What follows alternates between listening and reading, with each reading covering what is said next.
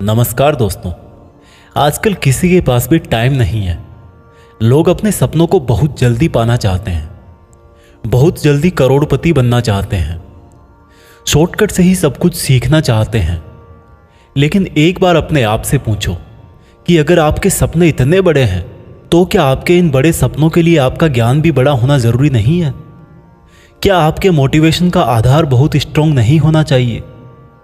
आपने बहुत बार देखा होगा कि जब तक आप कोई मोटिवेशनल वीडियो देखते हो तब तक आप में जोश रहता है, लेकिन जैसे ही काम करना या पढ़ाई करना शुरू करते हो जोश पता नहीं कहाँ गायब हो जाता है। यह वीडियो थोड़ा लंबा है, लेकिन अगर आपने इसमें बताया गया रहस्य जान लिया तो ना तो आपको किसी और मोटिवेशनल वीडियो, किसी ज्ञान की ज़रूरत पड़ेगी और ना ही ऐसा कोई लक्ष्य होगा जो आज के बाद आप अपनी लाइफ में प्राप्त नहीं कर सको। लेकिन ये कैसे पॉसिबल होगा?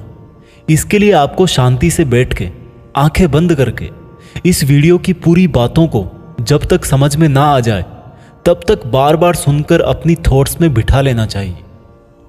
और अगर आप इस वीडियो को बीच में छोड़ के जाना चाहते हो तो कृपा करके आप इसको अभी स्किप कर दें, क्योंकि अधूरा ज्ञान बिना ज्ञान से भी ज़्यादा खतरनाक होता है। और खुद भगवान श्री कृष्ण ने गीता में कहा है कि कभी भी उस इंसान को सेक्रेट ज्ञान जबरदस्ती नहीं देना चाहिए जो उसको लेना नहीं चाहता। तो दोस्तों, एक सवाल का जवाब दीजिए। इस पृथ्वी के सबसे पहले, और इस पृथ्वी के ही नहीं बल्कि पूरे ब्रह्मांड के पास्ट, प्रेजेंट और फ्यूचर के सबसे महान मोटिवेशनल स्पीकर का नाम क्या है?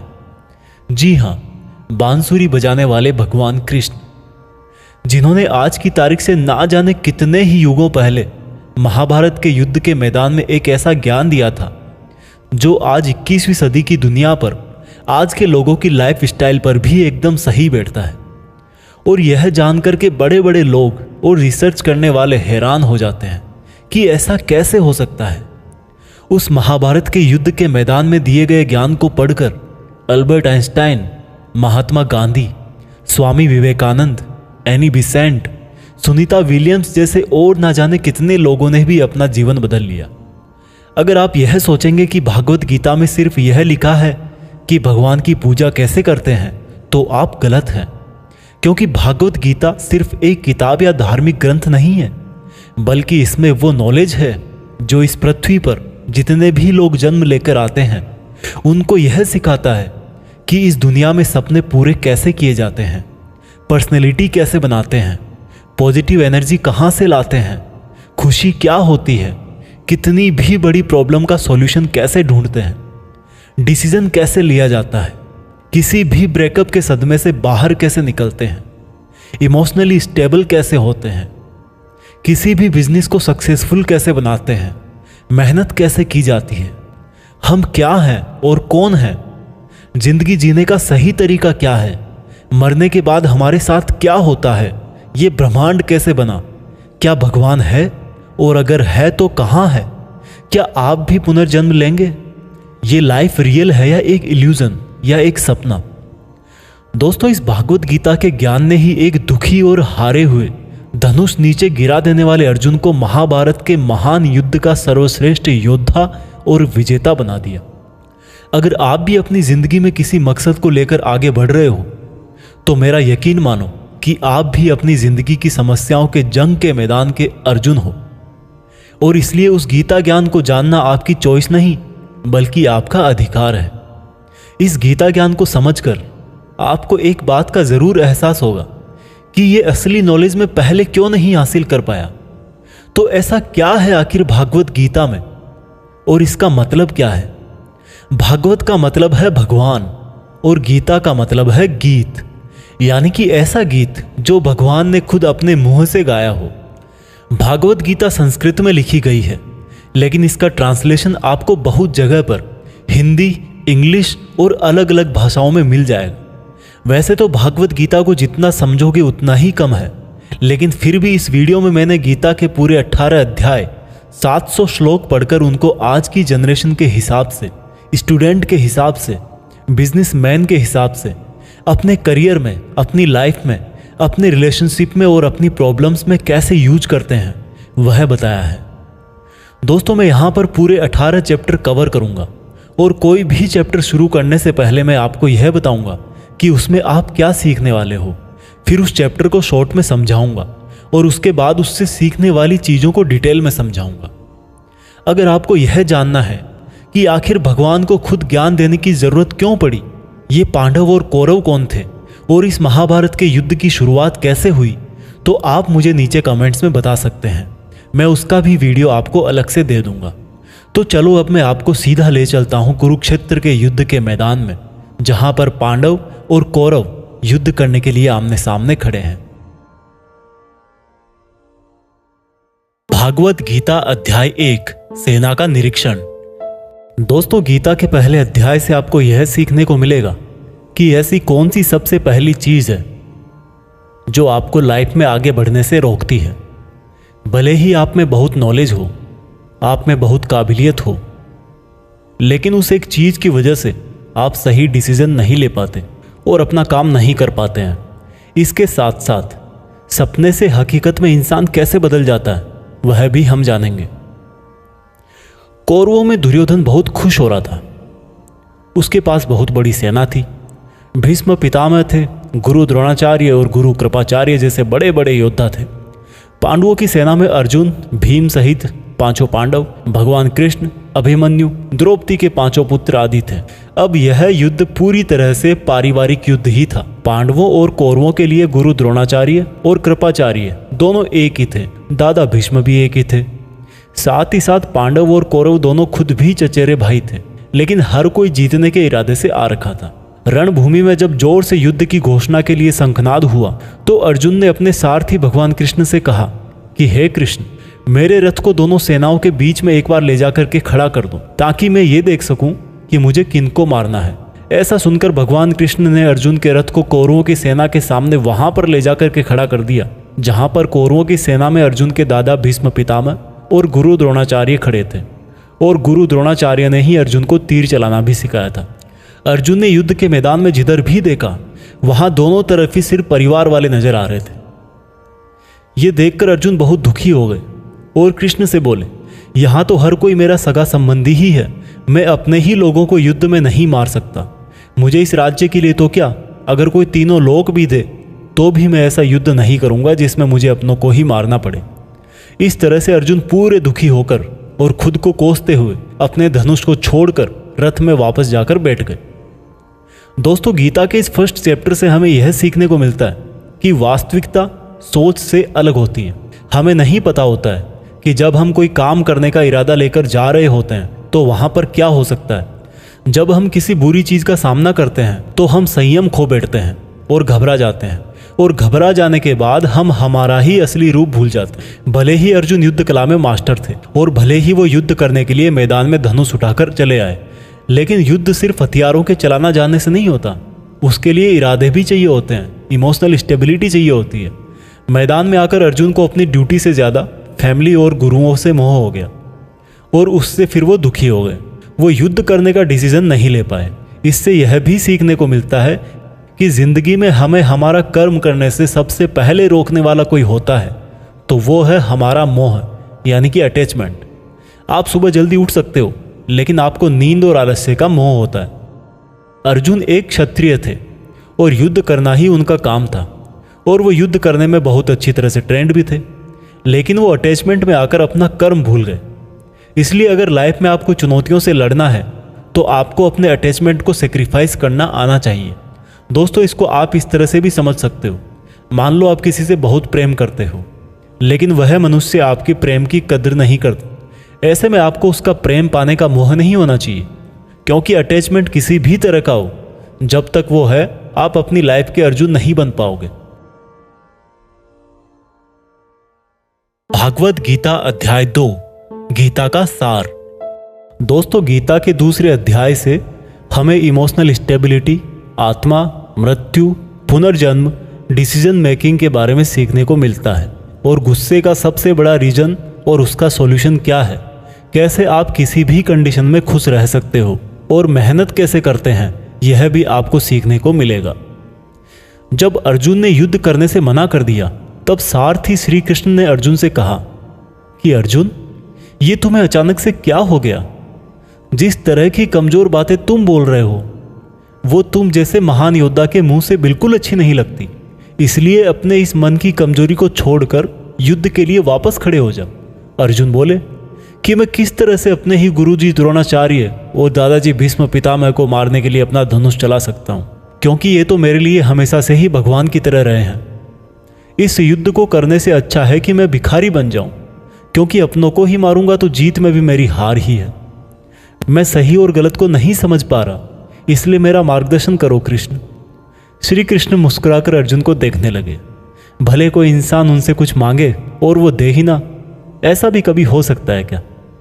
यहीं से शुरू होता है भागवत गीता का वो ज्ञान जो आपको भी अर्जुन बनकर ध्यान से सुनना और समझना चाहिए। श्री कृष्ण बोले कि अर्जुन, ये तुझे अचानक से क्या हो गया? तुझ जैसे इंसान को किसी दूसरे की मृत्यु को लेकर नहीं डरना चाहिए। और वैसे भी तुझे क्या लग रहा है, ये लोग तेरे मारने से मर जाएंगे और तू ही इनको मारेगा? इन सब लोगों का और तुम्हारा भी पिछला जन्म भी था और अगला जन्म भी होगा। इसलिए जैसा तुम सोचकर दुखी हो रहे हो वह ज्ञान तुम्हारा अधूरा है। और रही बात इनकी मृत्यु का तुझे पाप लगने की, तो ये समझ ले, इनको मारने वाला तू नहीं बल्कि मैं हूं। तू तो इनकी मौत का सिर्फ एक कारण है, और ये लोग मरने के बाद भी मेरे ही पास आएंगे, क्योंकि ये लोग शरीर नहीं है बल्कि आत्मा है, और आत्मा को किसी भी तरह से नष्ट नहीं किया जा सकता। आत्मा तो अगले जन्म के लिए इस शरीर को उसी तरह से छोड़ देती है जिस प्रकार से तुम अपने पुराने कपड़े बदलकर नए पहनते हो। हे अर्जुन, जन्म देने वाला और मारने वाला मैं ही हूं। और ये बता, क्या तू किसी मरे हुए इंसान को जिंदा कर सकता है? अगर तू मरे हुए को जीवन नहीं दे सकता तो जीवित को भी नहीं मार सकता, क्योंकि जीवन देने वाला भी मैं हूं और मारने वाला भी मैं हूं, और इनकी मौत मैंने तेरे ही हाथों लिखी है। और अर्जुन, अगर तुझे ऐसा लगता है कि आत्मा भी मरती है तो ये जान ले कि आत्मा जैसे जन्म लेकर मरती है वैसे ही मरने के बाद प्रकृति का चक्र पूरा करने के लिए उसको फिर से जन्म लेना पड़ेगा। इस प्रकार से भी आत्मा नष्ट नहीं हुई। और जब प्रकृति ऐसे ही चलती है तो भला तू इसका जिम्मेदार कैसे हुआ? अर्जुन, जिस क्षत्रिय को जीवन में युद्ध करने का अवसर प्राप्त होता है वो ना केवल भाग्यशाली है बल्कि उसका तो धर्म और कर्म ही युद्ध करना है। और अगर तूने ये युद्ध नहीं किया तो इसका मतलब यह होगा कि तूने अपना धर्म और कर्म अच्छी तरह से नहीं निभाया, और इसलिए तेरे नाम के साथ कलंक जुड़ जाएगा। और तेरे जैसे अर्जुन के लिए तो कलंक उसकी मौत से भी बड़ा है। जो लोग तुझे बहुत सम्मान दिया करते थे वही लोग तेरी बहुत बुराइयां करेंगे, तेरी वीरता पर सवाल उठाएंगे। इसलिए अर्जुन, तू सुख दुख, हार जीत और फायदे नुकसान को छोड़कर अपने विचारों को स्थिर कर और युद्ध के लिए धनुष उठा, जिससे या तो तू युद्ध में मारा जाकर मेरी ही शरण में आएगा या फिर विजेता बनकर धरती पर ही सुख भोगेगा। हे अर्जुन, तुमने आज तक जितना भी सीखा है वो मेरे इस ज्ञान के आगे बहुत छोटा है। तुम काम करने के पहले ही उसके परिणाम के बारे में सोच लेते हो, जबकि तुम्हें यह जान लेना चाहिए कि फल देने वाला मैं हूं और कर्म करने वाले हो तुम। तुम अपना काम करो, मैं अवश्य अपना काम करूंगा। इस बात पर अर्जुन ने श्री कृष्ण से सवाल किया कि आपने मुझे अपने विचारों को स्थिर यानी कि अपने इमोशंस और थॉट को कंट्रोल करने को कहा है, तो यह मैं कैसे करूं? इस पर श्री कृष्ण बोले कि जो व्यक्ति अपने मन की सभी इच्छाओं और अपने सभी कर्मों के फल के बारे में सोचना बंद कर देता है वही स्थिर बुद्धि कहलाता है। ऐसे व्यक्ति को ना तो खुद के साथ बुरा होने से दुख होता है और ना ही किसी अच्छे काम में खुशी होती है। जिसके मन से हर प्रकार का डर, भावना और क्रोध नष्ट हो गए हैं, जो शुभ अशुभ के चक्कर से बाहर निकल गया है, जो इस प्रकार से अपनी इच्छाओं को वश में कर लेता है जैसे कोई कछुआ खुद को खुद में ही समेट लेता है, उस मनुष्य की बुद्धि स्थिर हो जाती है। क्योंकि अपनी इच्छाओं के बारे में सोचते रहने से हमें वो इच्छाएं अच्छी लगने लगती है। इच्छाएं अच्छी लगने लगती है तो फिर उन इच्छाओं को पूरा करने का मन करता है। जब उन इच्छाओं को पूरा करने में कोई रुकावट आती है तो फिर हमें गुस्सा आता है, और गुस्सा आने से इंसान पागल हो जाता है और फिर वो अपना कर्म और धर्म भूलकर खुद ही अपनी स्थिति से नीचे गिर जाता है। परंतु अगर कोई अपनी इच्छाओं को वश में करके उनका गुलाम नहीं होता तो उसका अंतर्मन शुद्ध रहता है और उसके दुख का अंत हो जाता है। और जब उसके सब दुख ही समाप्त हो जाते हैं तो उसकी बुद्धि स्थिर हो जाती है। परंतु जिसकी इच्छाएं और कामनाएं उसके मन से नहीं जाती है, वो मनुष्य कभी शांति नहीं पाता। और जब शांति ही नहीं पाएगा तो वो खुश कैसे रहेगा भला? उसकी हालत तो उस नाव की तरह होती है जिसको उसकी इच्छाओं की हवा किसी भी दिशा में बहा करके ले जा सकती है। स्थिर बुद्धि वाला प्राणी तो उस समुद्र की तरह है जिसमें चाहे कितनी ही नदियां आके मिले फिर भी उसको कोई फर्क नहीं पड़ता। और इसी तरह का स्थिर बुद्धि वाला प्राणी मृत्यु के बाद मेरी ही शरण में आता है। दोस्तों, अब आते हैं इस चैप्टर के मीनिंग पर।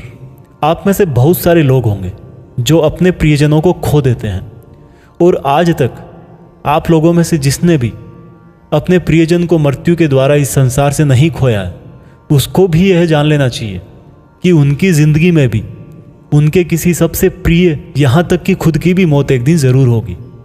लेकिन इससे उदास होने की कोई बात नहीं है, क्योंकि खुद भगवान ने ही कहा है कि हम अपने जन्म से पहले भी इस दुनिया में नहीं थे और मौत के बाद भी नहीं रहेंगे, लेकिन उस समय हम किसी न किसी रूप में इस ब्रह्मांड में जरूर रहेंगे।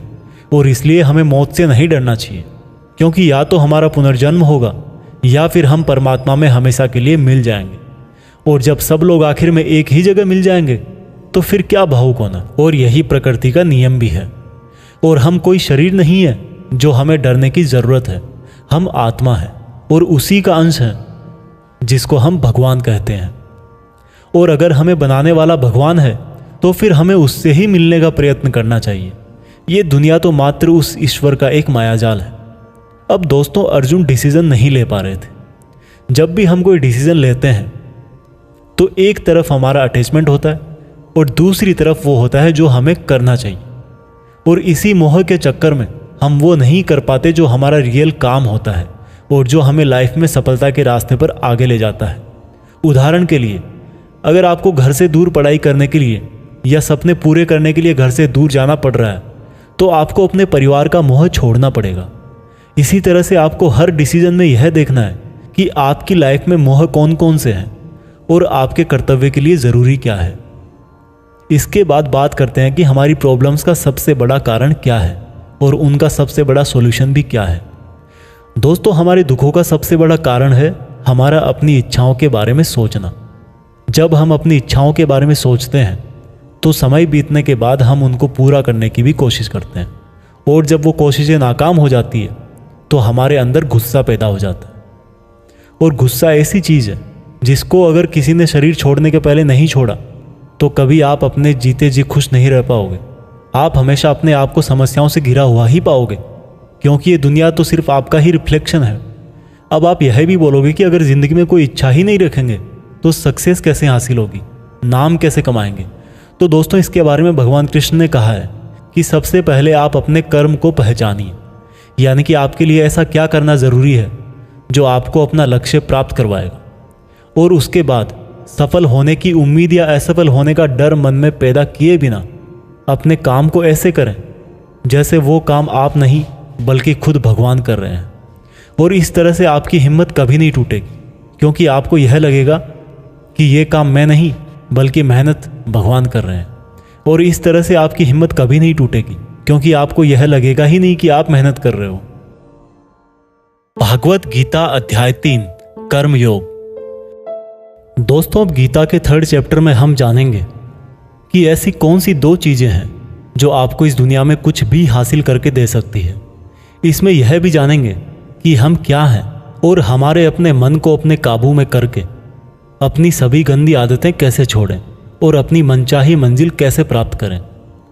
अर्जुन बोले, हे कृष्ण, आपकी बातें सुन के ऐसा लग रहा है कि जैसे ज्ञान कर्म से ज़्यादा सही है, लेकिन आप तो मुझे सन्यासी बनने की जगह युद्ध करने के लिए बोल रहे हो। तो आप ये बताइए कि मैं ज्ञान का रास्ता अपनाकर सन्यासी बनूं या कर्म का रास्ता अपनाकर युद्ध लड़ूं। सुनकर कृष्ण बोले, इस संसार में मैंने खुद ने ही 2 तरह के योग बनाए हैं। योग मतलब ऐसा रास्ता जिससे हम अपना जीवन सफल बनाते हैं। उनमें से एक है ज्ञान योग और दूसरा है कर्म योग। और अर्जुन, तुम एक मनुष्य हो, तुम चाह करके भी अपने शरीर के कर्मों को पूरी तरह से नहीं छोड़ सकते। उदाहरण के लिए, तुम्हें हर पल सांस तो लेना ही पड़ेगा। अगर पेट है तो खाना तो पड़ेगा ही। और अगर तुम इन सब को किसी भी शक्ति से रोकना भी चाहोगे तो क्या निश्चित है कि तुम अपनी इच्छाओं के बारे में नहीं सोचोगे। कहने का मतलब है तुमसे जाने अनजाने में कर्म तो हो ही जाएगा, क्योंकि तुम मनुष्य हो और तुम तो वैसे क्षत्रिय हो तो तुम अपने धर्म से भी बंधे हो। इसलिए तुम्हारे लिए संन्यास के रास्ते की जगह कर्म का रास्ता ज़्यादा सही है। मतलब ज्ञान योग या सांख्य योग की जगह कर्म योग ज़्यादा सही है। इसलिए तुम यह सोचकर कि यह काम तुम नहीं कर रहे हो बल्कि प्रकृति का गुलाम होकर तुम्हारा शरीर कर रहा है, फल की इच्छा किए बिना अपना कर्म योग करो।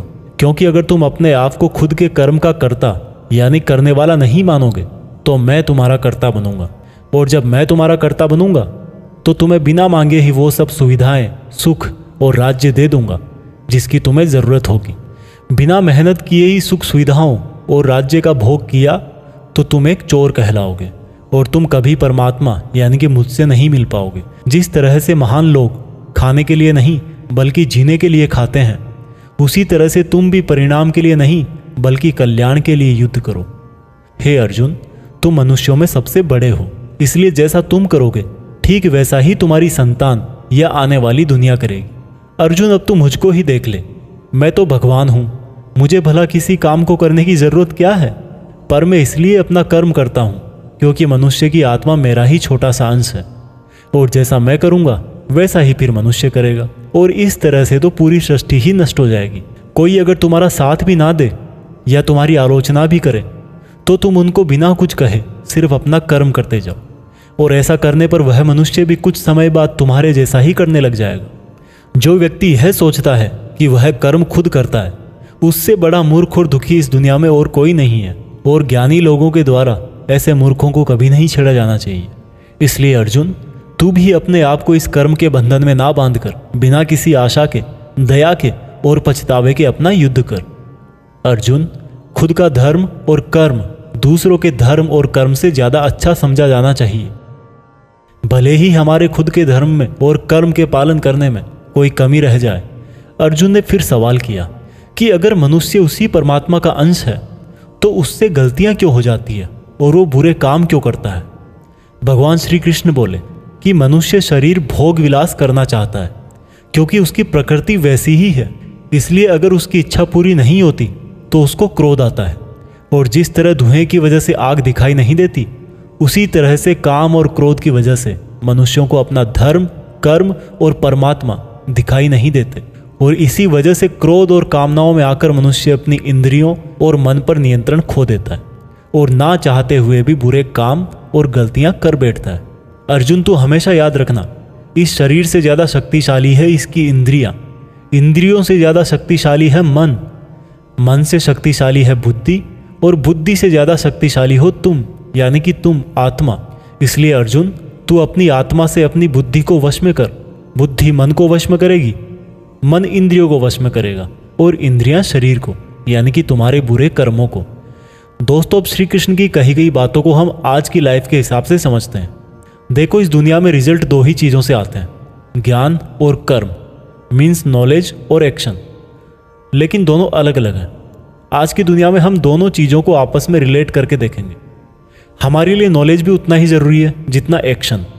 नॉलेज का मतलब यह नहीं है कि आप सिर्फ एग्ज़ाम पास करने के लिए सिलेबस को रटते हो, बल्कि नॉलेज का मतलब यह है कि आप सबसे पहले ये जानो कि आपके गोल्स क्या हैं, आपकी कैपेबिलिटीज़ और आपके इश्यूज़ क्या क्या हैं, और इन सब को मिलाकर गोल्स तक पहुंचने की आपकी प्लानिंग क्या है। ये है आपका नॉलेज यानी कि ज्ञान योग। इसके अलावा आपको एक और चीज़ जाननी चाहिए कि मेरे भाई, आप शरीर नहीं हो, आप एक आत्मा हो। आपकी आत्मा यानी आप खुद अपने इमोशंस, अपनी थॉट्स और अपनी एक्टिविटीज़ से बहुत ऊपर हो। और अगर आप ऐसा सोचोगे तो मैं दावे के साथ कह सकता हूँ, आप 99% नहीं बल्कि 100% अपनी प्रॉब्लम से ऊपर उठ जाओगे।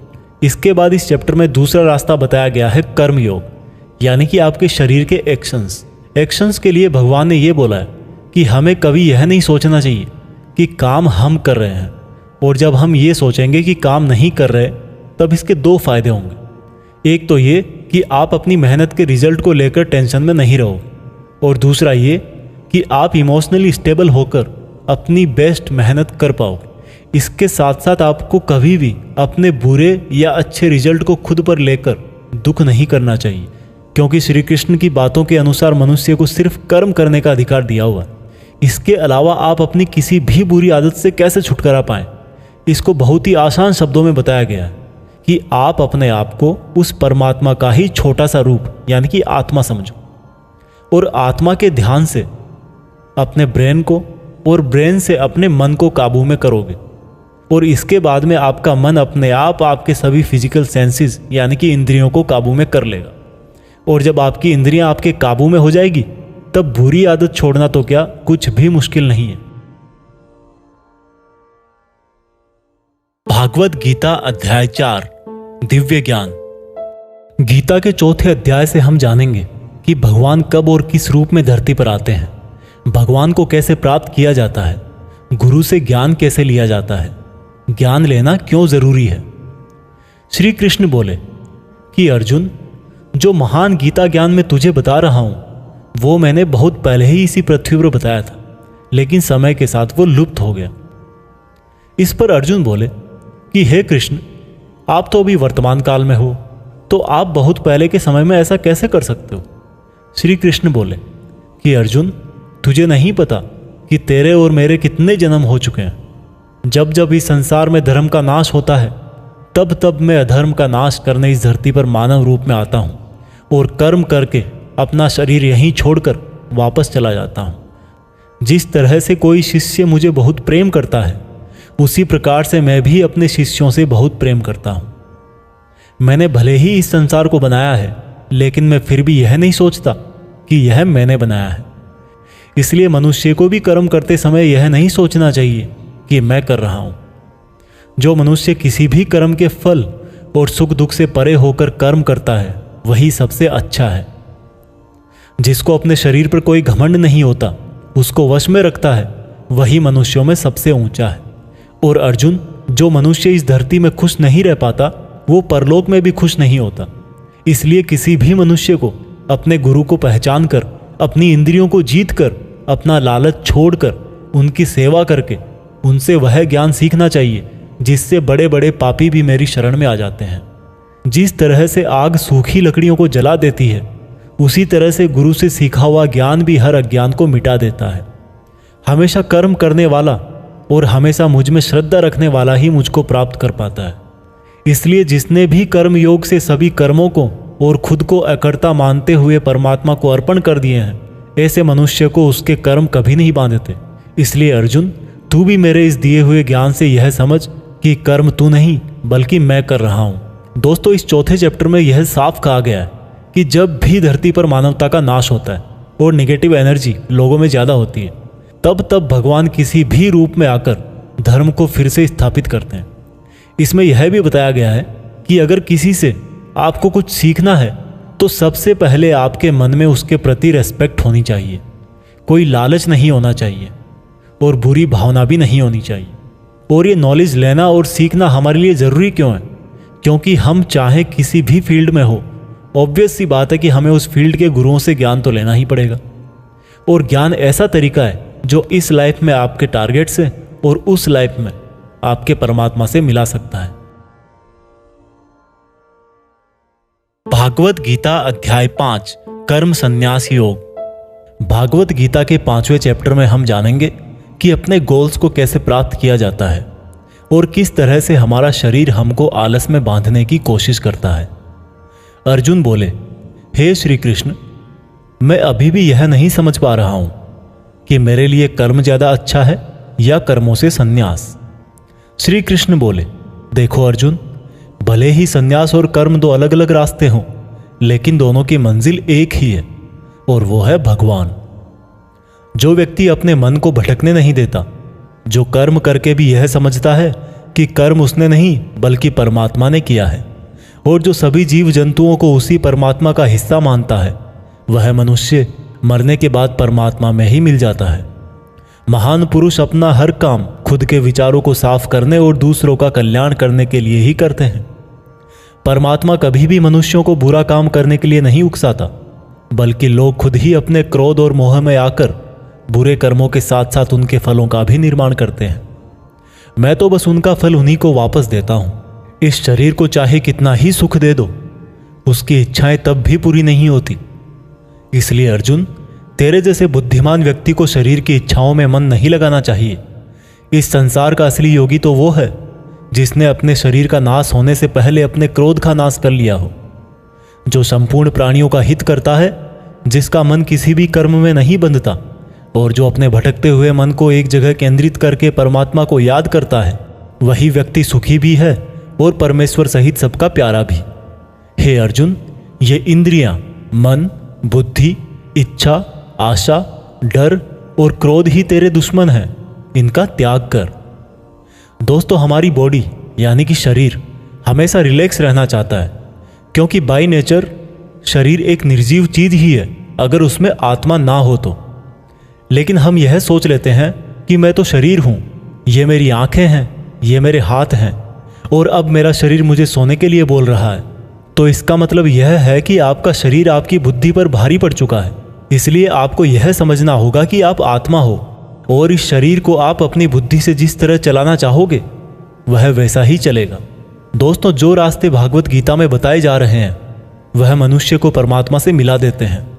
और अगर आप इन सब बातों को अपनी लाइफ में उतारोगे तो आप अपने सपनों को तो आसानी से हासिल कर ही लोगे।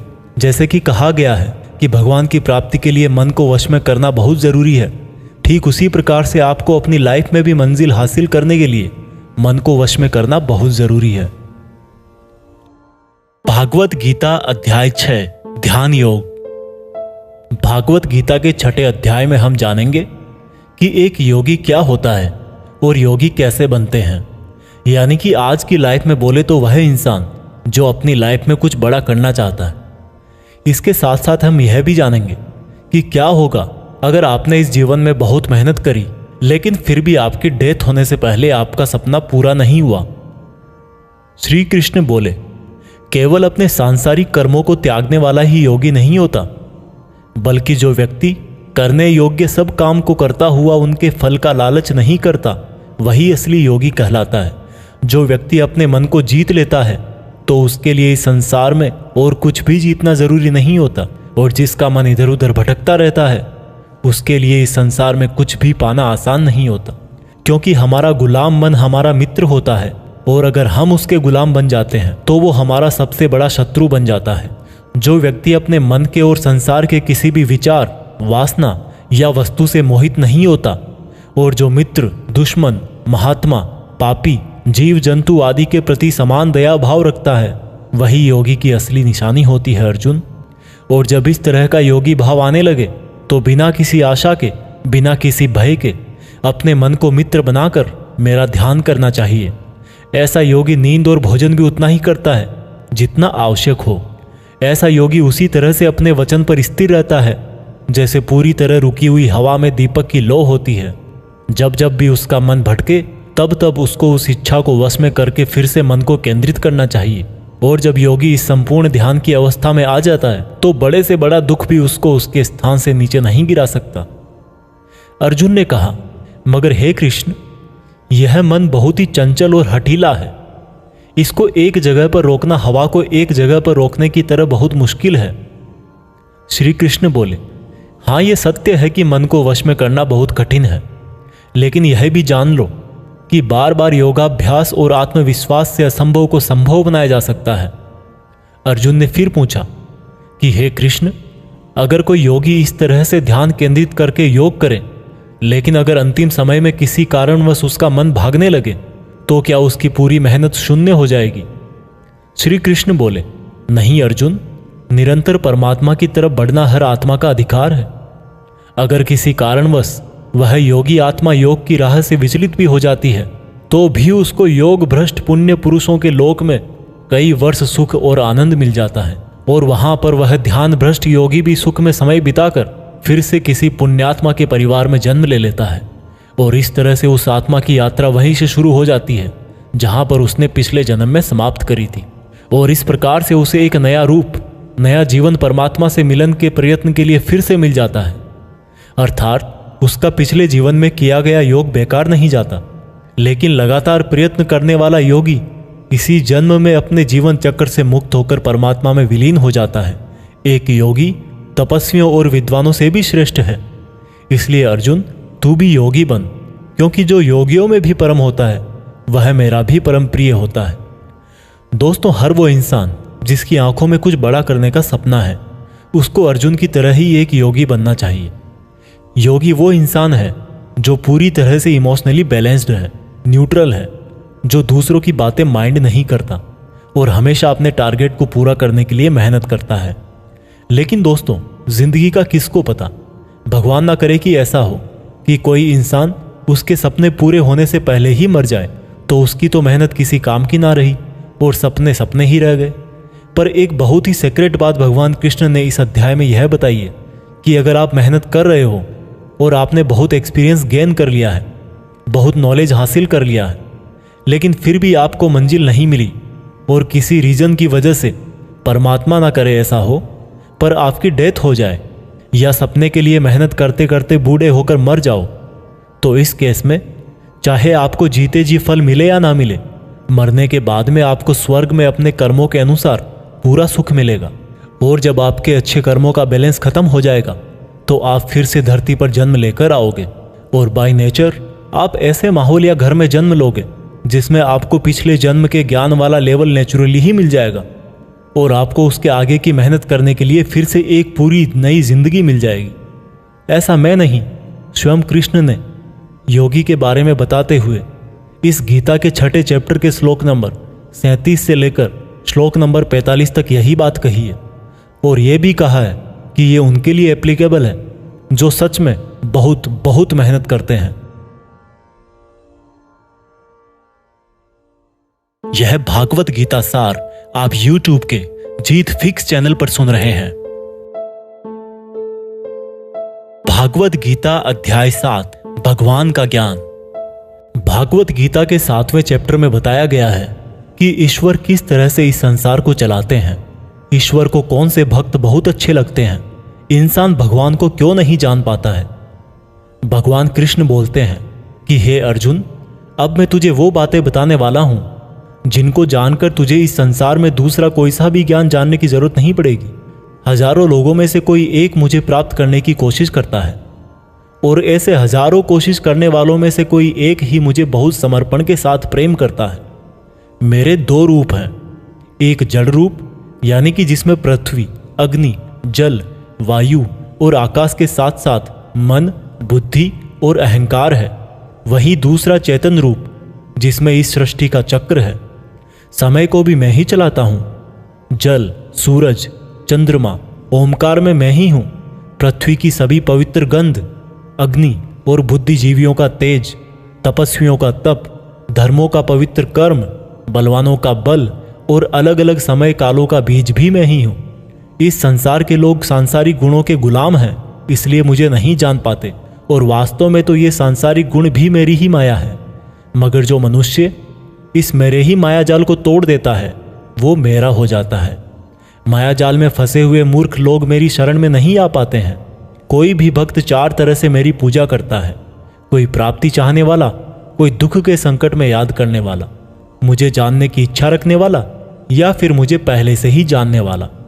लेकिन इनमें से मुझे अत्यंत प्रेम करने वाला ज्ञानी बहुत पसंद है।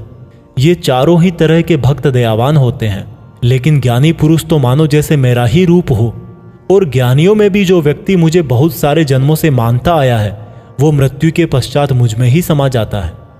जो लोग किसी इच्छा पूर्ति के लिए अगर किसी देवता की भक्ति करते हैं तो मैं उन भक्तों की आस्था उन्हीं देवताओं में स्थिर कर देता हूँ और वो भक्त उन्हीं देवताओं को प्राप्त हो जाते हैं।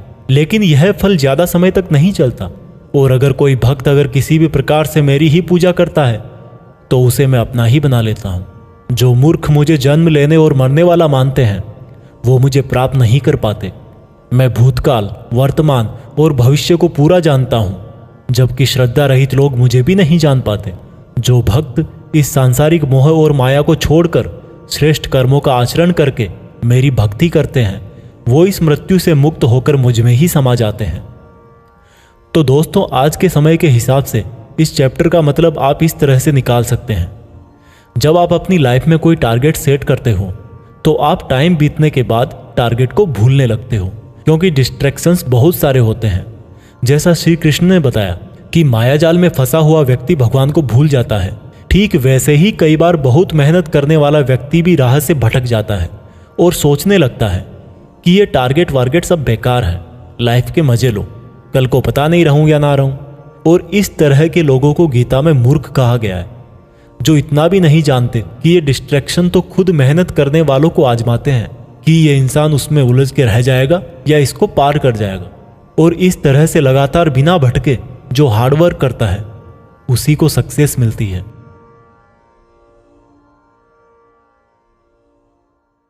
भागवत गीता अध्याय 8 भगवान की प्राप्ति।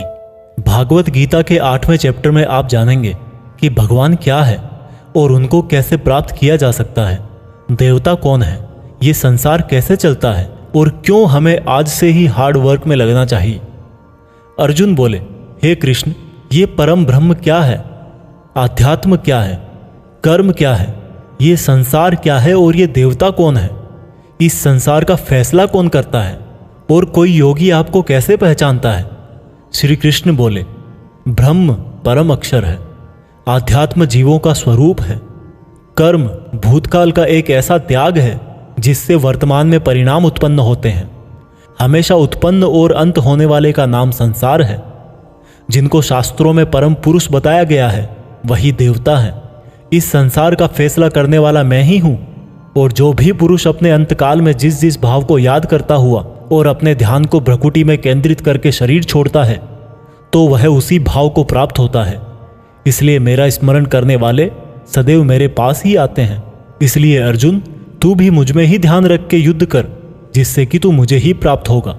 जो लोग हमेशा मुझे याद करते हैं वह बहुत आसानी से मेरे पास आ जाते हैं, और जो मेरे पास आ जाता है उसके दुख और मृत्यु चक्र समाप्त हो जाते हैं। ब्रह्मा का एक दिन 1000 युगों का होता है और एक रात भी 1000 युगों की होती है। ब्रह्मा के दिन की सुबह में ही संपूर्ण संसार का निर्माण होता है और रात के आरंभ में ही वह संसार फिर से ब्रह्मा में समा जाता है, और हर दिन ऐसा ही चक्कर चलता रहता है। लेकिन जो मेरे भक्त होते हैं वो जल्दी ही इस चक्र से मुक्त हो जाते हैं। अर्जुन, अब मैं तुम्हें वह 2 रास्ते बताऊंगा जिनसे होते हुए ही लोग या तो परम गति को प्राप्त होते हैं या फिर इस संसार में वापस आते हैं। जब सूर्य का प्रकाश रहता है, शुक्ल पक्ष होता है और सूर्य उत्तरायण में होता है, तब शरीर छोड़ने वाले कर्मयोगी मेरे पास हमेशा के लिए आ जाते हैं। जब रात्रि होती है, कृष्ण पक्ष होता है और सूर्य दक्षिणायन में होता है, उस वक्त पर कर्मयोगी शरीर त्याग कर परलोक में बहुत समय तक तरह तरह के आनंद सुख भोग करके वापस जन्म लेते हैं। केवल एक योगी ही इस रहस्य को जानकर सब कर्मों के फलों का मोह छोड़कर परम ब्रह्म को प्राप्त होता है। दोस्तों, इस चैप्टर का आप आजकल की लाइफ के लिए इस तरह से मीनिंग निकाल सकते हो, कोई भी वो मंजिल जिस पर आप हमेशा के लिए अपना नाम दुनिया के सामने लिखना चाहते हो, उसके लिए आपको बहुत हार्ड वर्क करना पड़ेगा। क्योंकि जैसा श्री कृष्ण ने बताया कि ये संसार का चक्र बहुत बड़ा है और लोग आते रहते हैं और लोग जाते रहते हैं। लेकिन जिन लोगों को अपनी लाइफ में कुछ ऐसा करना है जिसकी वजह से उनका नाम हमेशा के लिए दुनिया में हो जाए, उन लोगों को ज्ञान योगी और कर्मयोगी बनना पड़ेगा। ब्रह्मा का जो एक दिन है उसका मतलब है कि ये यूनिवर्स बहुत पहले से है और बहुत आगे तक चलेगा, और इंसान की लाइफ उस यूनिवर्स के सामने बहुत बहुत छोटी है। इसलिए ऐसा ना हो कि आप लाइफ में सिर्फ सपने सजो के बैठ जाओ और ब्रह्मा जी की शाम हो जाए। भागवत गीता अध्याय 9 अत्यंत गुप्त ज्ञान। भागवत गीता के 9th चैप्टर में हम जानेंगे कि जब हम अलग अलग देवताओं की पूजा करते हैं तो उससे क्या होता है। इसी को हम प्रैक्टिकल लाइफ में लाकर भी जानेंगे। श्री कृष्ण बोले कि हे अर्जुन, अब मैं तुझे बहुत ही गुप्त और बड़ा ज्ञान देने वाला हूँ। वह मनुष्य जो मुझ में श्रद्धा नहीं रखते, वह इस संसार में बार बार दुख भोगने के लिए आते रहते हैं और जाते रहते हैं। मैं ही इस संसार को बार बार बनाता हूँ और मिटाता हूँ। मैं ही मनुष्यों को उनके कर्मों के अनुसार फल देता हूँ, पुनर्जन्म देता हूँ। लेकिन मुझे मेरे काम का बिल्कुल भी मोह और अहंकार नहीं है। मैं यह कर्म करते हुए भी इस कर्म के बंधन में नहीं बंधता। सब कुछ करके भी मैं नहीं मानता कि मैं कुछ करता हूँ। मेरी माया जाल में फंसने वाले और मुझे नहीं समझने वाले मूर्ख लोग और बेकार की आशा और बेकार काम करने वाले लोग हमेशा इसी संसार में फंसे रह जाते हैं। जो वेदों को पढ़ के स्वर्ग प्राप्ति के लिए मेरी पूजा करते हैं, वे लोग इंद्र के स्वर्ग का आनंद भोगते हैं। लेकिन उनके स्वर्ग के सुख तब तक ही चलते हैं जब तक उनके मानव जीवन के पुण्य खत्म नहीं हो जाते। और जब उनके पुण्य खत्म हो जाते हैं उनको वापस इसी पृथ्वी पर जन्म लेने आना पड़ता है। किंतु जो मुझ में मतलब परमेश्वर को ही सब कुछ मानकर अपने कर्म फल को त्याग कर निरंतर प्रेम करते हैं, मैं उनकी ना केवल सभी आवश्यकताएं पूरी करता हूं बल्कि उन्हें सदा के लिए मेरी शरण में भी लेता हूं। देवताओं को पूजने वाले देवताओं के पास, पितरों को पूजने वाले पितरों के पास, राक्षसों को पूजने वाले राक्षसों के पास और मुझे मानने वाले सदा मेरे पास ही आते हैं। देवताओं, पितरों और भूतों को पूजने वालों का ज्ञान सीमित होता है और उनको फिर से इस मृत्युलोक में आना पड़ता है। इसलिए अर्जुन, तू भी अगर कुछ खाए, दान करे, तप करे और कर्म करे तो मुझ में ही अर्पण करके करना। इस प्रकार से तू मुझको ही प्राप्त हो जाएगा। मेरे लिए प्रिय और अप्रिय सब बराबर हैं। यहाँ तक कि अगर कोई बहुत ही दुराचारी हो, चाहे स्त्री पुरुष हो, चाहे राजा या भिखारी भी हो, तो वह भी मुझ में आसक्त होकर इस भवसागर से तर जाता है। इसलिए अगर तू भी मुझ में समर्पित रहेगा तो मुझे ही प्राप्त करेगा। दोस्तों, जैसा कि श्री कृष्ण ने कहा कि जो जिसकी पूजा करता है मैं उसको उसी से जोड़ देता हूँ। दोस्तों, इस बात का बहुत गहरा मीनिंग है। हम जिस तरह के इंसान के साथ समय बिताएंगे, टाइम बीतने के बाद में हमारी थॉट्स पर भी उसका असर हो सकता है। इसलिए निगेटिव थॉट्स वाले लोगों से दूर रहना चाहिए और जो लोग पॉजिटिव रहते हैं, जिनकी जिंदगी में कुछ करने का मकसद है, उनकी रेस्पेक्ट करनी चाहिए। क्योंकि आज भले ही वो कुछ ना हो, लेकिन जैसा भगवान ने कहा कि जैसी भावना वैसा नतीजा, तो उस प्रकार से सही रास्ते पर चलने वाले एक दिन मंजिल तक पहुंच ही जाते हैं। भागवत गीता अध्याय 10, भगवान की महिमा। भागवत गीता के 10वें चैप्टर में आप भगवान के द्वारा यह जानेंगे कि क्या भगवान का कोई रूप है, भगवान कहाँ कहाँ किस किस रूप में रहते हैं। वैसे तो आपने बहुत बार सुना है कि भगवान ऐसे हैं, भगवान वैसे हैं, यहाँ है, वहाँ है, हर जगह है, पर इसको हम ज़रा बारीकी से जानेंगे और मैं आपको यह भी बताऊंगा कि क्या इंसान के लिए भगवान को पूरा जानना संभव है। श्री कृष्ण बोले, अर्जुन, तू मेरा सच्चा मित्र है और मुझसे प्रेम करता है, इसलिए अब मैं तुझे मेरे बारे में बताता हूँ। मेरे जन्म को कोई नहीं जानता, लेकिन जो यह जानता है कि मैं कभी नहीं जन्म लेने वाला और कभी नहीं मरने वाला हूँ, वही सबसे बड़ा ज्ञानी है। ज्ञान और मूर्खता, सत्य और झूठ, सुख और दुख, मन और बुद्धि, रचना और नाश, कीर्ति और अपमान सहित सभी भाव वास्तव में मैं ही तो हूँ। इस संसार में जहाँ जहाँ जिसकी भी पूजा होती है वह वास्तव में मैं ही हूँ। जो लोग मुझ में मन और प्राणों को अर्पण करते हैं, उनके ज्ञान के अंधकार को मैं ही ज्ञान के उजाले से रोशन करता हूँ। इस पर अर्जुन बोले कि हे कृष्ण, आपने जो अभी तक खुद के बारे में बताया है उन सब बातों को मैंने मान लिया है, लेकिन आपकी बातें मेरा और ज़्यादा मन मोह रही है। हालांकि आप ही खुद को पूरी तरह से जानते हैं, लेकिन फिर भी मैं आपको किस तरह से मानूं और अपनी शक्तियों और महिमाओं के बारे में भी बताइए। इस पर श्री कृष्ण बोले कि अर्जुन, वैसे तो मेरे विस्तार का कोई अंत नहीं है, लेकिन फिर भी मेरी जो भी जानकारी तेरे लिए जानना जरूरी है उससे मैं तुझे बताऊंगा। अर्जुन, सभी समय मुझसे ही बने हैं, भूत, वर्तमान और भविष्य भी मैं ही हूँ। मैं ही विष्णु, सूर्य और चंद्रमा हूँ। वेदों में सामवेद, देवों में इंद्र और इंद्रियों में मन, जीवों में आत्मा, पर्वतों में सुमेर, रुद्रों में शंकर, वसुओं में अग्नि और धन दौलत में कुबेर भी मैं ही हूँ। जल में समुद्र, ग्रहों में बृहस्पति, अड़े रहने वालों में पहाड़, देवर्षियों में नारद, पेड़ों में पीपल, हाथियों में एरावत, मनुष्यों में राजा, गायों में कामधेनु, सर्पों में सर्पराज, नागों में शेषनाग, राजाओं में यमराज, गणनाओं में गणित, पक्षियों में गरुड़, योद्धाओं में श्रीराम, समुद्र में मगरमच्छ, नदियों में गंगा, विद्याओं में ब्रह्म विद्या, विवादों का निर्णय, अक्षरों में ओम, कालों का महाकाल, मंत्रों में गायत्री, महीनों में मार्गशीर्ष, ऋतुओं में बसंत भी केवल मैं ही हूँ।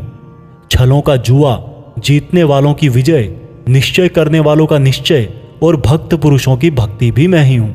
वृष्णवंशियों में कृष्ण यानी कि स्वयं मैं, पांडवों में अर्जुन यानी कि तू, मुनियों में वेदव्यास और कवियों में शुक्राचार्य भी मैं ही हूँ। जीतने वालों की रणनीति और रहस्य रखने वालों का मौन भी मैं ही हूँ। हे अर्जुन, इस ब्रह्मांड में जितना भी जाना और अनजाना है वह सब मैं ही हूँ और मेरा कोई अंत नहीं है। इसलिए हे अर्जुन, मुझे पूरा जानना तेरे लिए किसी काम का नहीं है। बस तू इतना जान ले कि ये संसार तो मेरे एक छोटे से अंश मात्र से ही चलता है। दोस्तों, इस चैप्टर में आप जान गए होंगे कि ऐसी कोई जगह नहीं है जहां पर भगवान ना हो। और श्री कृष्ण ने यह भी कहा है कि अर्जुन को ना तो ईश्वर को पूरा जानना जरूरी है और ना ही वो पूरा डिटेल में जान पाएंगे। दोस्तों, इसको आप अपनी लाइफ में इस तरह से रिलेट करो कि जैसे भगवान ने कहा कि मैं अनंत हूँ और तू उतना ही जान जितना तेरे लिए ज़रूरी है। ठीक उसी प्रकार से आपको भी अपनी लाइफ में उन चीज़ों में अपनी एनर्जी और टाइम वेस्ट नहीं करना चाहिए जिनको जानना आपके लिए ज़रूरी नहीं होता। सिर्फ आप इतना ध्यान रखें कि ऐसा कौन सा नॉलेज है जो आपको अपनी मंजिल तक पहुंचाएगा। भागवत गीता अध्याय 11, भगवान का अनंत रूप। भागवत गीता के 11वें चैप्टर में भगवान के विराट रूप के बारे में जानेंगे। अर्जुन बोले, हे कृष्ण, आपके दिए हुए ज्ञान से मेरे संदेह दूर हो गए हैं, लेकिन अगर संभव हो तो मैं आपका महान रूप देखना चाहता हूँ। इस पर श्री कृष्ण ने कहा, अवश्य अर्जुन, परंतु तू इन मानव की आंखों से यह सब नहीं देख पाएगा, इसलिए मैं तुझे यह सब देखने के लिए दिव्य आंखें देता हूँ। इसके बाद जो अर्जुन ने देखा वह वास्तव में कल्पना से परे था। भगवान का ना तो कोई आरंभ था, ना कोई मध्य था और ना कोई अंत था। परम ब्रह्म से इतना प्रकाश निकल रहा था जितना हजारों सूरज से भी नहीं निकल सकता। अर्जुन ने बहुत तरह के संसारों को श्री कृष्ण में समाहित देखा। अर्जुन ने हाथ जोड़ते हुए श्री कृष्ण से कहा, हे परम ब्रह्म, मैं आपके शरीर में सभी देवों को, सब मनुष्यों को देख रहा हूँ, लेकिन आपके शरीर का ना तो कोई आरंभ दिख रहा है, ना कोई मध्य है और ना ही कहीं अंत। आप में हर तरह के अस्त्र शस्त्र हैं, हर तरह के प्रकाश और सूर्य हैं। स्वर्ग और धरती के बीच का पूरा आकाश मानो आपसे ही भर गया है।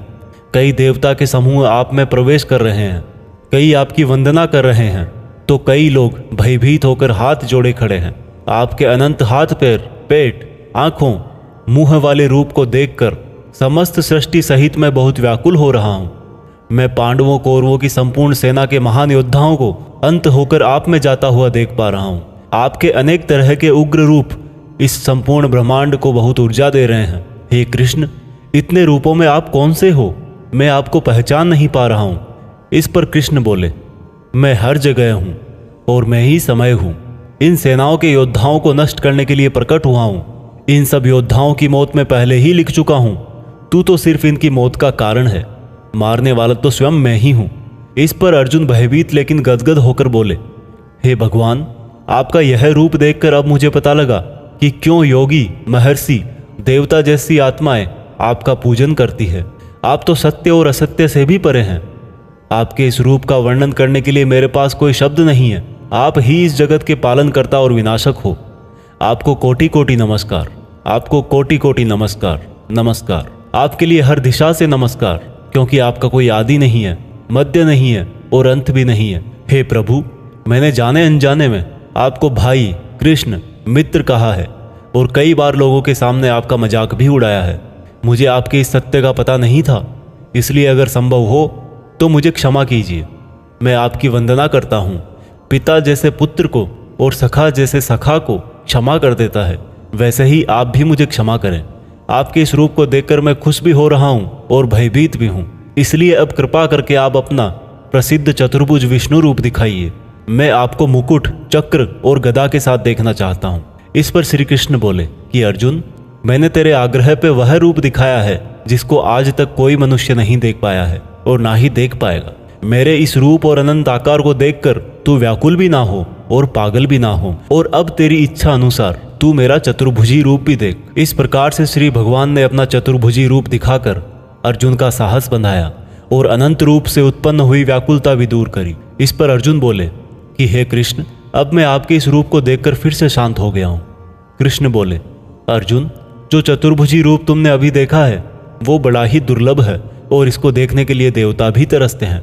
यह चतुर्भुजी रूप किसी भी यज्ञ, दान, तप और वेद से देखा जा सकता है, परंतु अर्जुन, जो तेरी तरह मेरा परम भक्त है, कर्तव्य परायण है, वासना और बैर रहित है, वह अंत में मुझे ही प्राप्त होता है। इसलिए मैंने यह रूप तुझे दिखाया है। दोस्तों, गीता के इस अध्याय से आप आज के टाइम में यह सीख सकते हो कि अगर हम अपनी मेहनत के रास्ते पर सही हैं तो कई बार हमें अपनी सफलता को पाकर विश्वास नहीं होता। हमें पता ही नहीं लगता कि हमने इतनी मेहनत कर ली, और जब सफलता आती है तब भी लगता है कि ये तो बहुत बड़ी है, मैंने इतनी मेहनत तो की ही नहीं थी। और दोस्तों यही महान लोगों का एक गुण भी है, वो मेहनत करते हैं लेकिन उनको यह भी आभास नहीं रहता कि वो कितनी मेहनत कर रहे हैं। यह उनके बड़प्पन को दिखाता है। भागवत गीता अध्याय 12 भक्ति योग। दोस्तों गीता के 12वें चैप्टर में हम जानेंगे कि अपने गोल्स पर कैसे अडिग रहें, एक स्टूडेंट को क्या करना चाहिए। अर्जुन ने कहा कि हे भगवान, आपको क्या मानकर पूजना ज्यादा अच्छा है, रूप या फिर निराकार। श्री कृष्ण ने कहा, जो भक्त मन को एकाग्र करके श्रद्धा से युक्त होकर मुझ सगुण रूप परमेश्वर को भजते हैं, वह मुझे योगियों में श्रेष्ठ लगते हैं। परंतु जो भक्त अपनी इंद्रियों को वश में करके मन बुद्धि से परे मेरे अविनाशी रूप पर ध्यान लगाते हैं, वह मुझे ही प्राप्त होते हैं। जो भक्त अपने कर्मों को मुझ में अर्पण करके मेरा चिंतन करते हैं, वो भी मुझे ही प्राप्त होते हैं। इसलिए तू मन को मुझ में ही लगा। और अगर तेरे लिए मन को वश में करना संभव नहीं है तो तू योग द्वारा मुझको प्राप्त करने का प्रयत्न कर। जिसके क्रोध और सभी द्वेष समाप्त हो गए हैं, वह भक्त मुझे बहुत पसंद है। अगर तू मन को रोकने के अभ्यास में भी असफल है तो तू मेरे लिए ही कर्तव्य परायण हो जा और कर्म फल का त्याग कर दे। अभ्यास से ज्ञान श्रेष्ठ है, ज्ञान से मुझ परमेश्वर का ध्यान श्रेष्ठ है, और इस ध्यान से भी श्रेष्ठ है सभी कर्मों के फल का त्याग करना, जिससे तुरंत ही शांति मिलती है।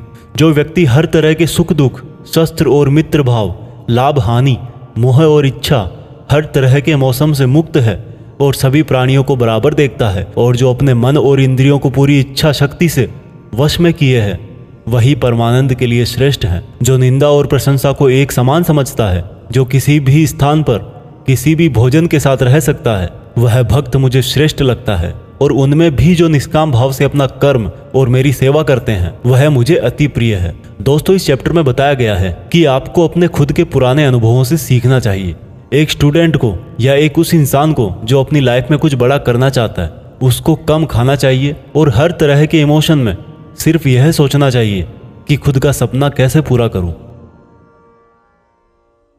यह भागवत गीता सार आप YouTube के जीत फिक्स चैनल पर सुन रहे हैं। भागवत गीता अध्याय 13 क्षेत्र क्षेत्रज्ञ विभाग योग। भागवत गीता के 13वें चैप्टर में हम जानेंगे कि किस तरह से हमारे एक्शन से रिजल्ट पैदा होता है। श्री कृष्ण ने कहा कि यह शरीर एक क्षेत्र की तरह है और जो इसको जानता है उसको क्षेत्रज्ञ कहते हैं। क्षेत्र मतलब खेत। जिस तरह से खेत में जैसा बीज डालते हैं वह उसी प्रकार का सही समय आने पर फल देता है, उसी तरह जीवन में भी जिस तरह का कर्म फल का बीज मनुष्य डालता है, वही बीज समय आने पर उसी प्रकार का फल देता है। इसीलिए इस शरीर को क्षेत्र कहा गया है। यह क्षेत्र और क्षेत्रज्ञ का ज्ञान बहुत विद्वानों द्वारा बहुत तरीके से कहा जाता है, और इस ज्ञान में 5 महाभूत यानी कि पृथ्वी, अग्नि, जल, वायु, आकाश को मिलाकर मन, बुद्धि, अहंकार और सभी इंद्रियां भी शामिल है। इसके साथ साथ इसमें सुख दुख, चेतना, शरीर, धैर्य और विकार भी सम्मिलित है। अब परम ब्रह्म को प्राप्त कराने वाला ज्ञान क्या है, यह मैं तुझे बताऊंगा। मनुष्य में कोई भी खूबी होने पर उसमें किसी तरह का घमंड नहीं होना चाहिए। किसी भी प्राणी को सताना नहीं चाहिए। दूसरों के प्रति क्षमा भाव होना चाहिए। गुरु की सेवा की जानी चाहिए। मन और वाणी में सरलता होनी चाहिए। मन और समस्त इंद्रियों पर पूरा वश होना चाहिए। किसी भी तरह के भाव में नहीं बहना चाहिए। संतान, जीवन साथी, घर और धन में मोह नहीं होना चाहिए। अच्छे और बुरे में भी मन और बुद्धि की स्थिरता होनी चाहिए। वासना वाले लोगों से दूरी होनी चाहिए। एकांतवास में मन का शुद्धिकरण करना चाहिए। मुझ परमेश्वर में पूरी तरह से समर्पण और ध्यान मग्न रहना चाहिए। हे अर्जुन, अब मैं तुझे परम ब्रह्म के बारे में कहूँगा। वो सर्वव्यापी है। वह सब इंद्रियों के साथ भी इंद्रियों के बिना है, और वह निर्गुण होकर भी सभी गुणों के साथ है।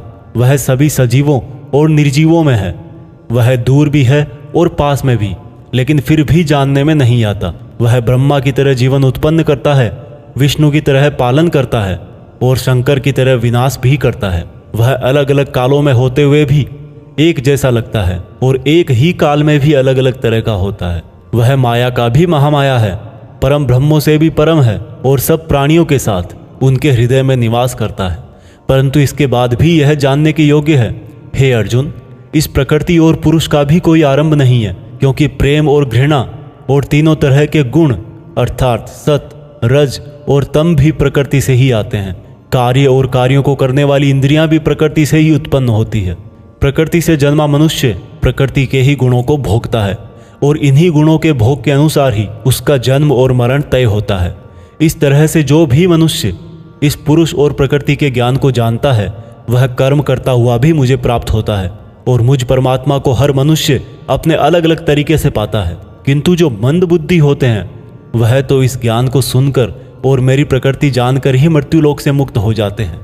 जो मनुष्य सभी कर्मों को प्रकृति से ही होने वाला मानता है वह अपनी आत्मा को अकर्ता समझकर इस भवसागर से पार हो जाता है। हे अर्जुन, जिस तरह से आसमान का पदार्थ काफी पतला होता है और इसीलिए वो दूषित नहीं होता, उसी प्रकार से यह आत्मा शरीर में सूक्ष्मता से रहती है जिससे ये कभी दूषित नहीं होती। इस प्रकार से प्रकृति, पुरुष और चेतना के ज्ञान से तू भी मुझ परम ब्रह्म को प्राप्त हो जा।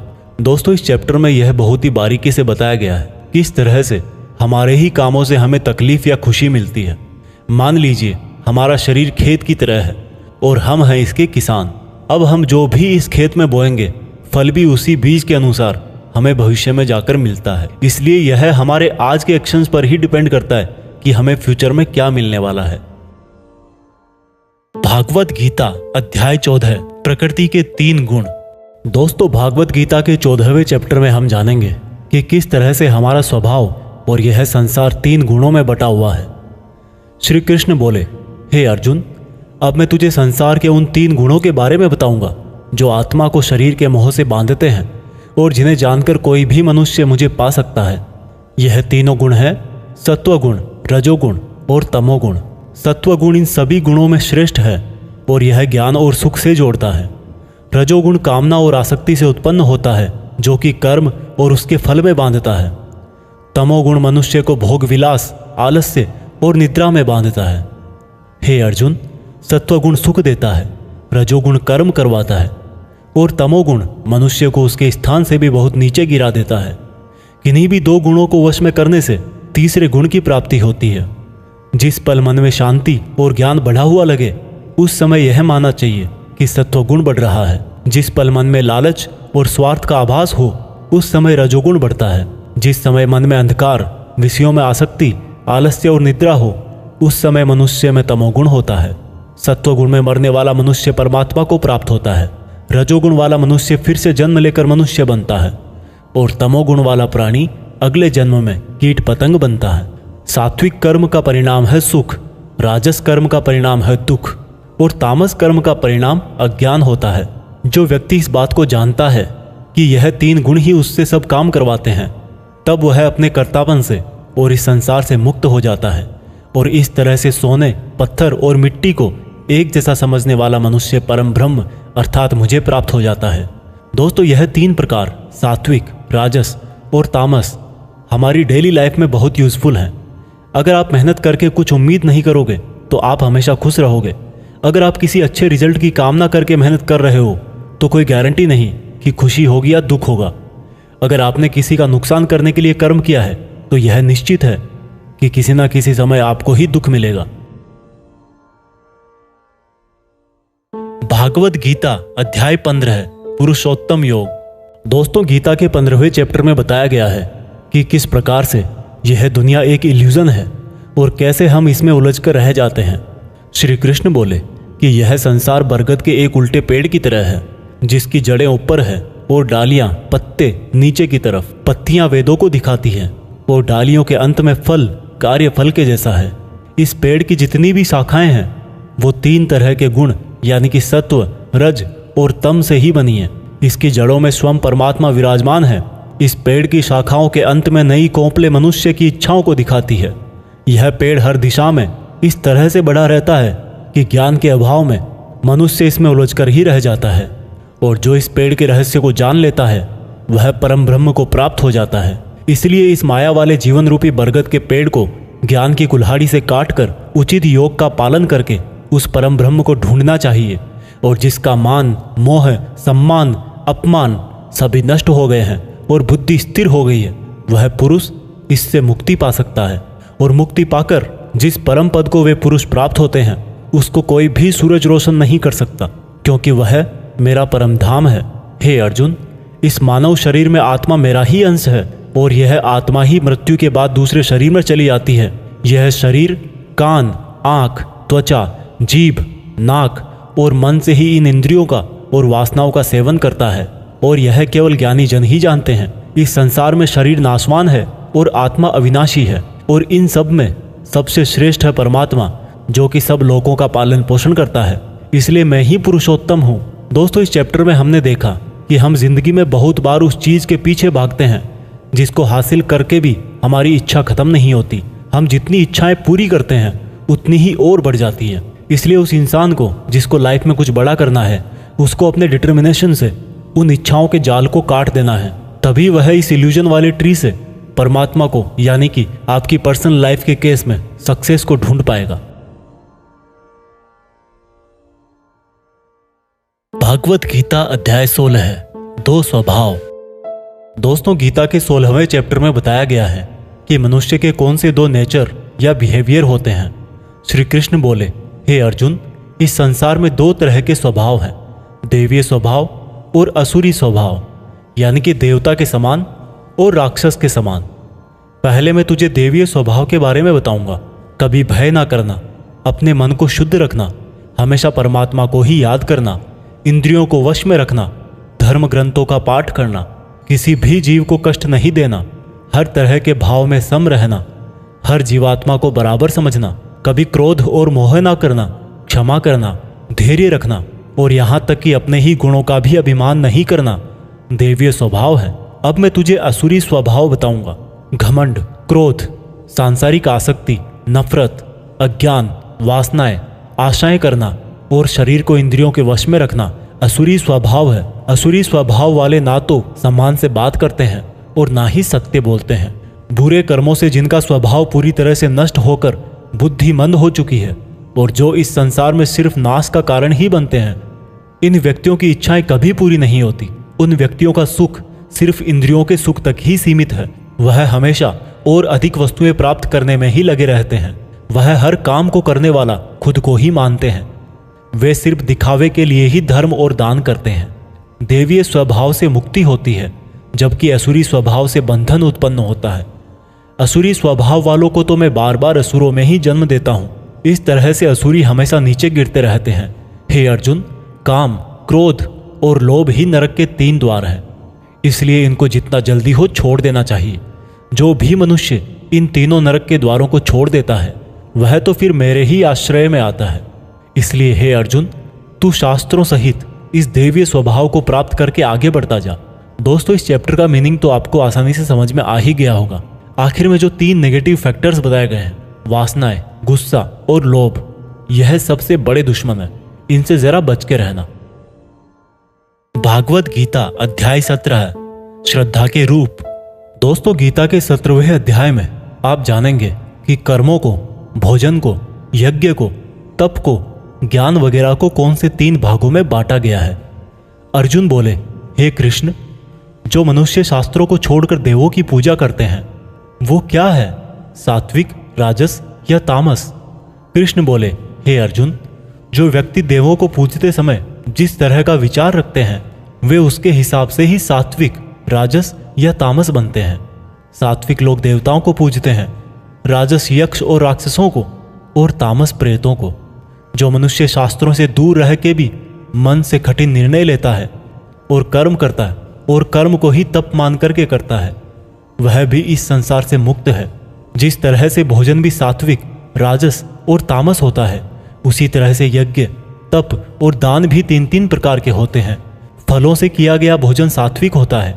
राजस भोजन स्वाद में तीखे, जैसे कि मीठे, खट्टे, बहुत गर्म आदि होते हैं।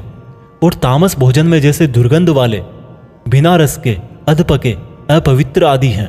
इस तरह यज्ञों में शास्त्र विधि से नियत और फल की इच्छा रहित किया गया यज्ञ सात्विक है। केवल फल प्राप्ति को ध्यान में रखकर किया गया यज्ञ राजस यज्ञ है। शास्त्रों के विरुद्ध, दान रहित और श्रद्धा रहित किया गया यज्ञ तामस यज्ञ है। इसी तरह से तपों में ऐसा तप जो फलों की इच्छा से रहित हो, सात्विक तप कहलाता है। किसी वस्तु की प्राप्ति के लिए किया गया यज्ञ राजस तप कहलाता है, और किसी की हानि करने के लिए किया गया तप तामस तप कहलाता है।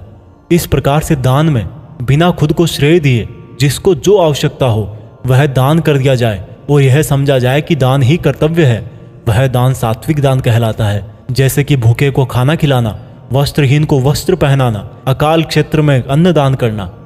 जो दान उसके फलों को दृष्टि में रखकर खुद का मान बढ़ाने के लिए, स्वर्ग की प्राप्ति के लिए और दान के बदले में वापस प्रत्युपकार की चाह में दिया गया हो, वह राजस दान कहलाता है। जो दान बिना सम्मान के किसी को अपमान करके बलपूर्वक दिया जाता है या किसी अयोग्य को दिया जाता है तो उसको तामस दान कहते हैं। श्रद्धा सहित, फल की इच्छा रहित और जगत कल्याण के लिए किया गया दान, यज्ञ और तप मनुष्य को इस संसारी माया से मुक्त करके मुझ में विलीन करता है।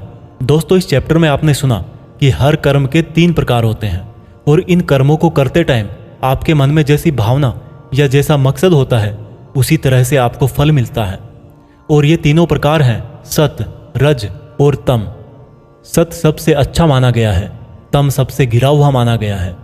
सत का मतलब है आप जो भी काम करें, मेहनत करें, उसमें एकदम इमोशनली स्टेबल होकर, बिना उस काम के रिजल्ट के बारे में सोचे, बिना उस काम को करने का क्रेडिट लिए, खुद के मन की शुद्धता और संसार का कल्याण करने के लिए करें। लेकिन आज के टाइम में हम अपने गोल्स के लिए काम करते हैं जिनमें हमें मेहनत के लास्ट में रिजल्ट चाहिए होता है। भगवान कृष्ण ने कहा है कि हमारे दुखों का और काम बिगड़ने का यही मेन रीजन है कि हम उसके रिजल्ट के बारे में सोच सोच कर परेशान रहते हैं। इसलिए दोस्तों, आप भी सत्य के इस रास्ते पर रहने की कोशिश करें। भागवत गीता अध्याय 18 उपसंहार। दोस्तों, गीता के 18वें और आखिरी चैप्टर में हम जानेंगे कि क्या त्याग और संन्यास एक ही है। इस पूरे गीता ग्रंथ का निचोड़ भी आपको इसी चैप्टर में मिल जाएगा, इसलिए आपको इस चैप्टर को लास्ट तक ध्यान से सुनना चाहिए। अर्जुन बोले, हे कृष्ण, मैं त्याग और संन्यास के बारे में जानना चाहता हूं। श्री कृष्ण ने उत्तर दिया कि अर्जुन, इस संसार में कुछ लोग कर्मों के फलों को छोड़ने को त्याग कहते हैं और अगर कर्मों को ही त्याग दे तो उसको संन्यास कहते हैं। कुछ लोग सभी कर्मों को दोष भरे और सभी दुखों का कारण मानकर उनका त्याग करने के लिए बोलते हैं, और कुछ लोग बोलते हैं कि यज्ञ, तप और दान वाले कर्म कभी भी नहीं त्यागने चाहिए। इसलिए अर्जुन, अब तू मेरे से त्याग और संन्यास को अच्छी तरह से समझ। इन दोनों में से मैं त्याग को पहले बताऊंगा, क्योंकि यह त्याग भी 3 तरह का होता है, सात्विक, राजस और तामस।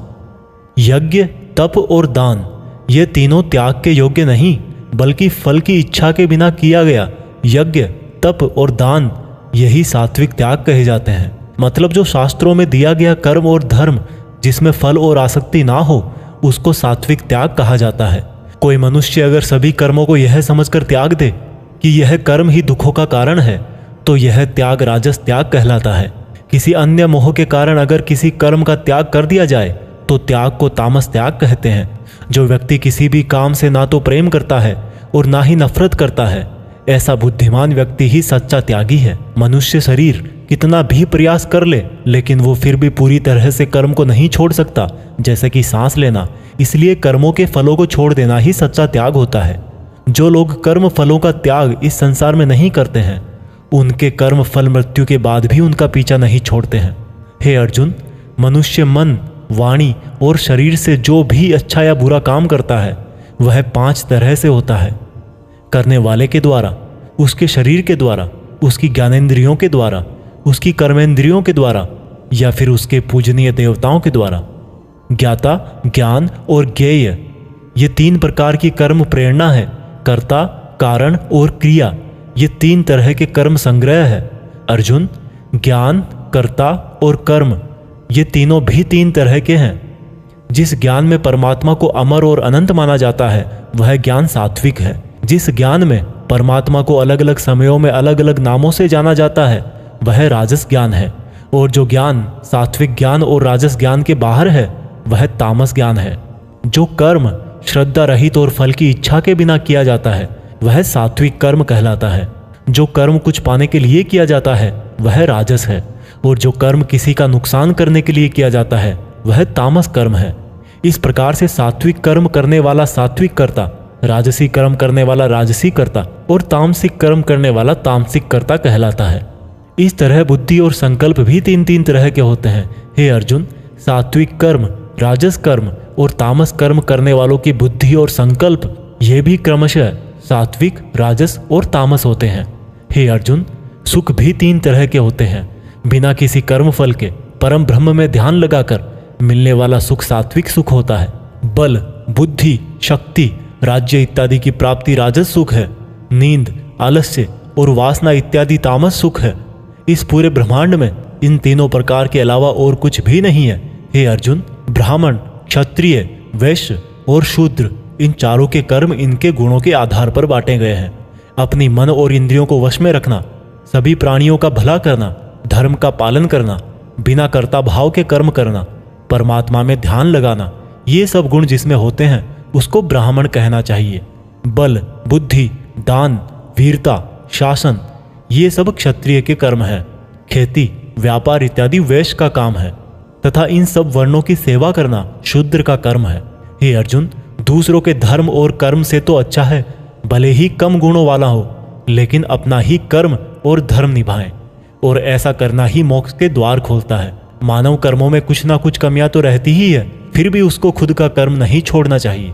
जिस तरीके से कोई व्यक्ति भगवान को पा सकता है वह अब मैं तुझसे सारांश में कहूंगा।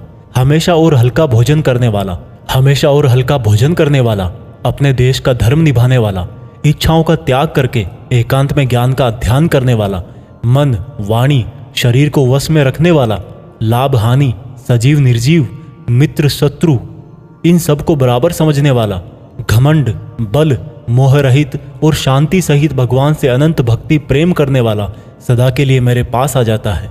इस तरह का ब्रह्म योगी ना तो कोई आशा करता है, ना ही स्वयं को या दूसरों को दोष देता है, और ना ही दुख और सुख में विचलित होता है। इस तरह का परम योगी सब कर्म करता हुआ भी स्वयं को कर्ता ना समझकर मुझ परमात्मा को ही कर्म करने वाला समझता है।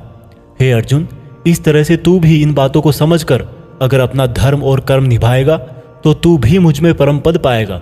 और अगर तू इस तरह बोलकर कि मैं युद्ध नहीं करूंगा, मेरे ज्ञान को नहीं मानेगा, तो अपने धर्म, कर्म और परमार्थ से भटक जाएगा और नष्ट हो जाएगा। हे अर्जुन, तेरे अंदर भी मैं ही हूं, इसलिए तू सब मोह छोड़कर और इस माया से बाहर निकलकर अपना कर्म और धर्म युद्ध कर। इसी से तू मुझ भगवान के धाम में ऊंचा स्थान प्राप्त करेगा। अर्जुन, मैंने पूरे रहस्यमयी और गोपनीय ज्ञान तुझे अच्छी तरह से बता दिए हैं, फिर भी तू अब जो समझकर करना चाहे वैसा करना। लेकिन अर्जुन, तू मुझे बहुत ही प्रिय है, इसलिए मेरा ही भक्त बन और मुझे ही सदा प्रणाम कर। मैं प्रतिज्ञा करता हूँ कि ऐसा करने से तू मेरे ही पास आएगा। फिर भी यदि तुझे ऐसा लग रहा है कि तू पाप करने जा रहा है, तो जब तू मेरी ही शरण में आ जाएगा तो मैं तेरे पूरे पापों को माफ कर दूंगा। इसलिए तू दुखी मत हो। और अर्जुन, तू इस दिव्य ज्ञान को उस व्यक्ति से मत कहना जो इसको सुनना नहीं चाहता, या भक्ति और कर्म नहीं करना चाहता, या परमात्मा में दोष निकालता हो। परंतु तू जिस भी मेरे भक्त को मेरा प्रिय समझकर यह ज्ञान कहेगा, वह भक्त इस संसार में मेरा सबसे प्रिय भक्त होगा। इस गीता ज्ञान को समझना ही वास्तविक ज्ञान यज्ञ है, और इस ज्ञान यज्ञ से भी कोई भक्त मुझे प्राप्त कर सकता है। हे अर्जुन, अब मुझे यह बता, क्या तेरा अज्ञान मिट गया है? अर्जुन उठकर बोले, हे परम ब्रह्म श्री कृष्ण, मैंने आपका संपूर्ण ज्ञान अपनी बुद्धि में बिठा लिया है और अब मैं स्थिर हूँ, और जैसा आपने मार्गदर्शन किया है मैं ठीक उसी प्रकार से अपने कर्तव्य और धर्म का पालन करूंगा। दोस्तों, चाहे कितनी भी मुश्किलें आए, जो इंसान खुद भगवान कृष्ण की इन बताई गई बातों को फॉलो करता है, उनको अपने जीवन में उतारता है, उसकी ना केवल पूरी प्रॉब्लम सोल्व हो जाती है, बल्कि उसे जीने का, अपने सपनों को हासिल करने का तरीका भी पता लग जाता है। कुछ लोग ये भी बोलते हैं कि गीता ज्ञान सिर्फ हिंदू धर्मों का ग्रंथ है, जबकि भगवान ने खुद कहा है कि व्यक्ति जाति और धर्म से नहीं, गुणों से ब्राह्मण होता है, और इस भागवत गीता पर सभी मनुष्यों का बराबर हक है। आज की ये दुनिया कर्म भूमि है। कर्म और मेहनत का सिद्धांत सबके लिए एक होता है। इसलिए आप सब लोग इस गीता ज्ञान को बार बार सुने, हर एज के पुरुष और महिलाओं को सुनाएं, ताकि आप अपनी कर्म स्थल के अर्जुन बनकर अपने जीवन का लक्ष्य हासिल कर सको। जय श्री कृष्णा। जय हिंद। वंदे मातरम।